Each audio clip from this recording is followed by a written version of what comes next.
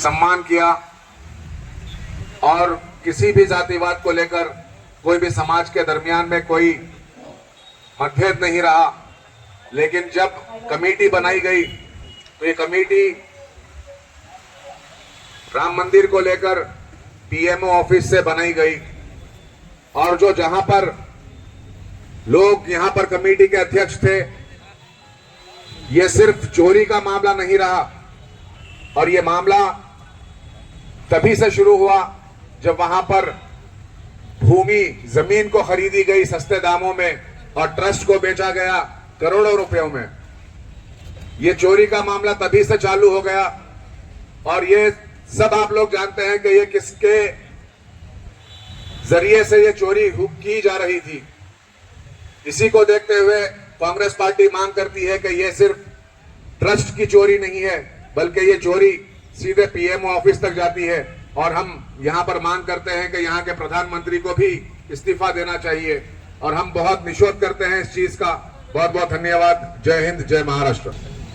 की कुठेही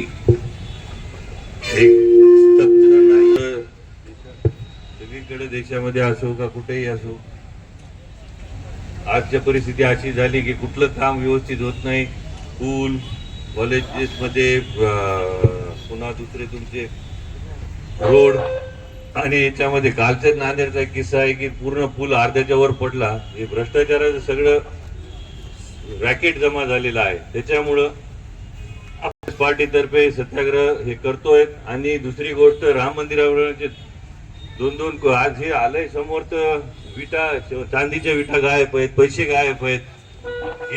हे 200 कोटी पर्यंत दाखवत आहे। हे दिसतं आहे, न दिसतं किती आहे काय आपल्याला माहित नाही।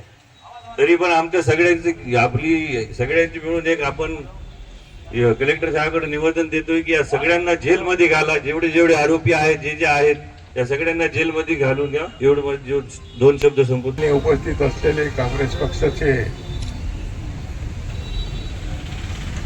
सर्व तालुका अध्यक्ष, ब्लॉक अध्यक्ष म्हणतात ना,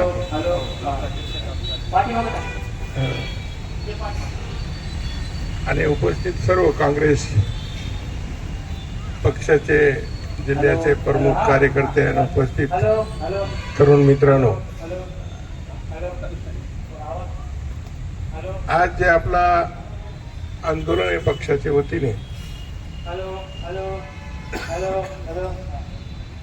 आणि आपण सर्वांनाच पाहिलं की तेच गोष्टीचा पुनरुच्चार करण्याची आवश्यकता नाही की राम मंदिर जे भावनेवर असतं नाही,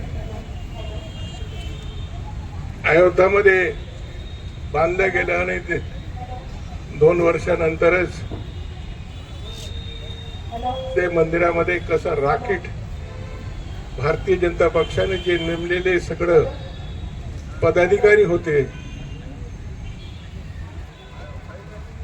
त्यांचा आकडा अधिकृत अजून समोर आला नाही, पण असं म्हणणं आहे की 1200 कोटी रुपयाची चोरी तिथून झालेली आहे। आता 1200 कोटी झाली की 2000 कोटी झाली, पण अनेक लोकांनी या देशामध्ये प्रभू रामचंद्राचे आस्थेला आणि नवीन राम मंदिराची निर्मिती व्हावी, त्या ठिकाणी प्राण प्रतिष्ठा व्हावी म्हणून हिरे जवाहरात लाखो किमती वस्तूचं त्या ठिकाणी दान केलं। त्याचे पावते सुद्धा नाही। अनेक लोकांनी, सिंधी समाजाच्या लोकांनी 200 विटा त्या ठिकाणी चांदीची दिली, ते कुठेच लावण्यात आलेले नाही। अशा प्रकारच्या या देशामध्ये सरकारचे अधिपत्याखाली, मार्गदर्शनाखाली लूट होते आणि सरकार, राज्य सरकार भारतीय जनता पक्षाचं आहे, योगीचं सरकार आहे, केंद्रात मोदीचं सरकार आहे। कोणत्या व्यक्तीला त्या ठिकाणी अटक झाली,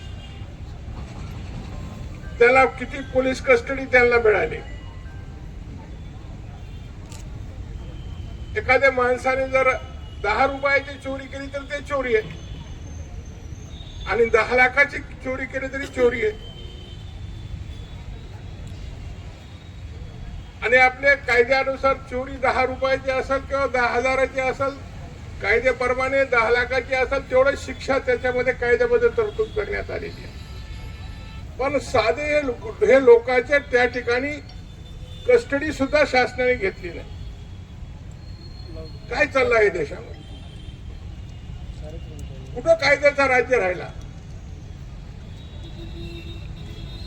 आणि काय काय त्यांचे प्रवक्ते असं म्हणू लागले, मंदिर आमचं आहे, चोरी आम्ही केली. म्हणजे काय, चोर तो चोर सिरजोर म्हणतात ना.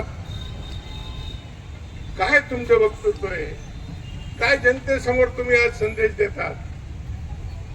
आणि मी तुम्हाला सांगतो मित्रांनो, त्या ठिकाणी येणारे भाविकांची संख्या 25% आली.